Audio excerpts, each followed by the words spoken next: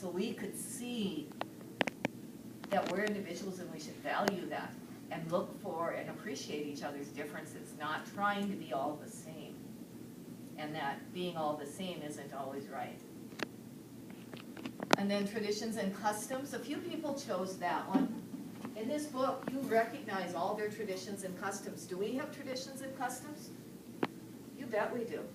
And when somebody has a different tradition or custom, we think it's weird, right? If somebody doesn't celebrate Christmas to us, because most of us are Christians, we think that's kind of weird, right? But even within Christmas, when you start to get older, you'll realize what traditions and customs you actually have as a family. Sometimes I didn't know that we had those customs until I got older and got married and talked to other people and so on. And so, for example, one of our traditions is that we open presents from the youngest to the oldest, and one at a time. You know, and my husband's family just opens them all up, just tears them all open, and in 5 minutes they're all done. So our Christmas opening of presents takes hours on Christmas Eve. His takes 5 minutes. You know, and so it's a very different tradition that we have. And I didn't even realize that not everybody had that tradition, or certain foods that you would have, or certain things. And so just because we don't do it ourselves doesn't mean that those traditions and customs aren't good, but it recognizes how important those are in the society. Part of it was that's the only custom they knew. They weren't exposed to any other customs. Why not? They didn't know any better. They didn't know any other community members. They didn't have any other exposure. They didn't have books to read about any other culture. Oh, one other one before we do this one. I wanted to talk about the language. Why do you think the language was such an issue in this book? Yes, Cole? Communication is key. Communication is key. Very good. If they had been able to communicate with another outside world, it wouldn't have worked. They wouldn't have had this community. If they would have used language like love, or language that was emotions, like the word baby has an emotion to us versus child, having a home rather than a dwelling that has an emotion connected to it. And so their language, they took out all of those connections of emotions. And then taking that pill kept them from having those emotions and all that connection to those emotions. And so language was a really big part of this also. And then finally, utopia and dystopia. They built this community to be a utopian community. They wanted everything to be perfect. And in actuality, it was a dystopia. It was a horrible community in actuality. But they built it to be perfect. Does that make sense? They built this community to be perfect. And it didn't work. Rules and regulations was another one I think I listed. Lots of rules and regulations.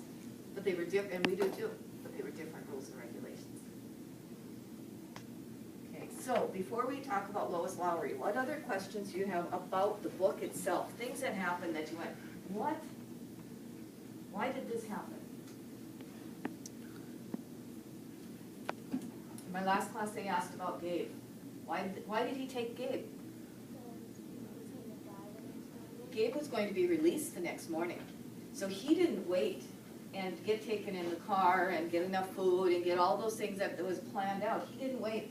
He knew that Gabe was going to be taken and he was going to be killed. And so he took Gabe with him.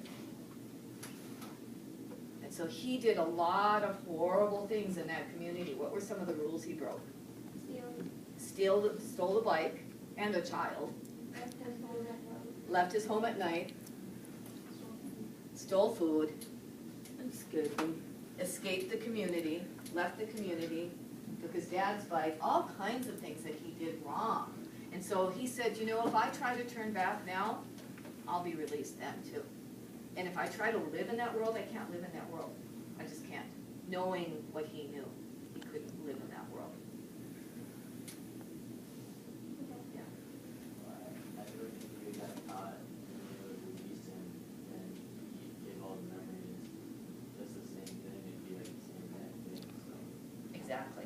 So they would still get all those memories. Yep. The only thing, I think he kept thinking, I could get food, I'd be warm, you know, because that community took care of everything for him. So, when you're dying, like he was, or could have been. So what did you learn? Go ahead. What is going to happen to the giver? What would you suspect? He might get, I don't think he's gonna get released, maybe, because he allowed this to happen. But what? They're gonna have all these memories coming back to them. And so they're going to realize that, hey, something's up and we need somebody to help us through this. So I don't think he's going to be released because now people are gonna know what release is. And I don't know that these people are mean, they just don't know. You know what I mean? That they don't understand that it's wrong.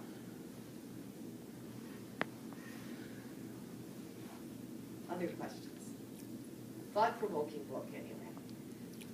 What did you learn about Lois Lowry and her other books? What did you learn? She likes to keep you thinking. She wants to keep you thinking. Does she have any other books? Yes, what are they? She has a lot of other books. She has 2 parallel characters in books, and books that are similar to this. One is called Gathering Blue, that was the second book, and then one is called The Messenger. One of the Gathering Blue, I read the part at the end of it, she makes a reference to the boy with the white eyes. Yep, and that's why it's called a parallel. It's actually in your piece that you looked up, Granted, it said trilogy, and a trilogy is usually a series. Well, these are not really a series because it's not a sequel to The Giver. The Giver was her first one, but she has a reference to Somebody with Pale Eyes. And the worlds that she develops are similar to Another Strange World.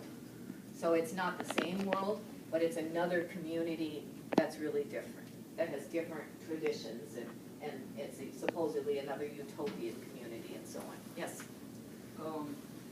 What does parallel characters mean? Parallel characters mean that there's a character in this book that shows up in another book. Okay? So parallel in math class is that they're equal, and so it's just a character that kind of moves over here. Sometimes there's parallel stories going on when you have 2, you know, one chapter is one person and another chapter is another person, and then they're told at the same time. That's a parallel story. And then in some books, like this one, at the end of this book, there's 2 stories going on, one chapter, the next chapter, different characters, and at the end they merge, and it comes together. So the 2 characters meet. In these books, there's nothing about the community that overplays. But she wrote a lot of books. There's also, when you start looking at The Giver, there are quizzes online. Did anybody find one about The Giver? There's summaries online that tell you what happened in each chapter, that tells you a summary of the whole book. Now, I would suggest that when you read your next novel that you just read the summaries.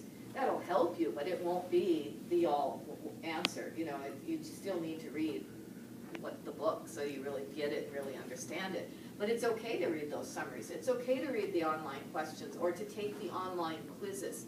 There's even a place where they have pictures of the Giver story, and they're kind of hand-drawn pictures, so it's not the actual characters that are going to play it in the movie, but they're hand-drawn pictures of what happened in here, here, here. So that would be a good way to review for the test. There's a number of ways to review. You can go online and look up The Giver, read summaries from chapters, read questions from chapters, do all of those kinds of things, or you can even go and read about the movie that's coming out this fall. The Giver is coming out this fall with Taylor Swift and August 15th. Okay, so it's coming.